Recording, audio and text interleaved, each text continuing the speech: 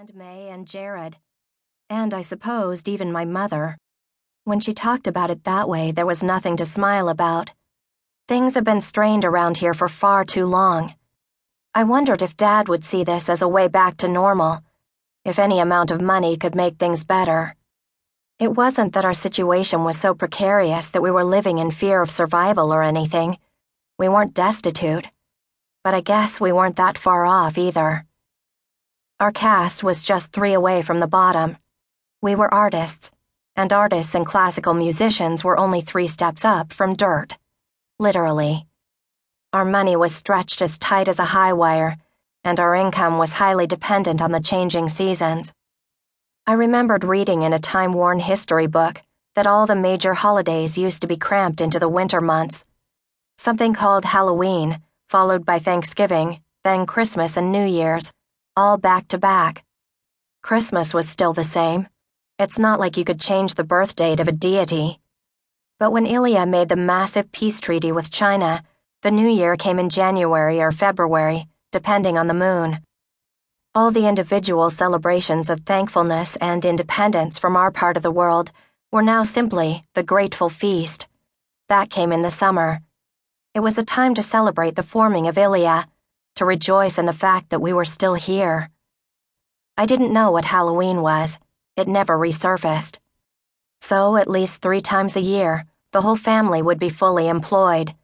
Dad and May would make their art, and patrons would purchase them as gifts. Mom and I would perform at parties, me singing and her on piano, not turning down a single job if we could manage it. When I was younger, performing in front of an audience terrified me. But now, I just tried to equate myself to background music. That's what we were in the eyes of our employers, meant to be heard and not seen. Jared hadn't found his talent yet, but he was only 7. He still had a little time. Soon the leaves would change, and our tiny world would be unsteady again. 5 mouths, but only 4 workers. No guarantees of employment until Christmas time. When I thought of it that way, the selection seemed like a rope, something sure I could grab onto. That stupid letter could lift me out of the darkness, and I could pull my family along with me. I looked over at my mother. For a 5, she was a little on the heavy side, which was odd. She wasn't a glutton, and it's not like we had anything to overeat anyway. Perhaps that's just the way a body looks after 5 children. Her hair was red like mine, but full of brilliant white streaks. Those had appeared suddenly and in abundance about 2 years ago. Lines creased the corners of her eyes, though she was still pretty young, and I could see as she moved around the kitchen that she was hunched over, as if an invisible weight rested on her shoulders. I knew she had a lot to carry, and I knew that was why she had taken to being particularly manipulative with me. We fought enough without the extra strain, but as the empty fall quietly approached, she became much more irritable. I knew she thought I was being unreasonable now, to not even want to fill out a silly little form. But there were things, important things in this world that I loved, and that piece of paper seemed like a brick wall, keeping me away from what I wanted. Maybe what I wanted was stupid. Maybe it wasn't even something I could have. But still, it was mine. I didn't think I could sacrifice my dreams, no matter how much my family meant to me. Besides, I had given them so much already.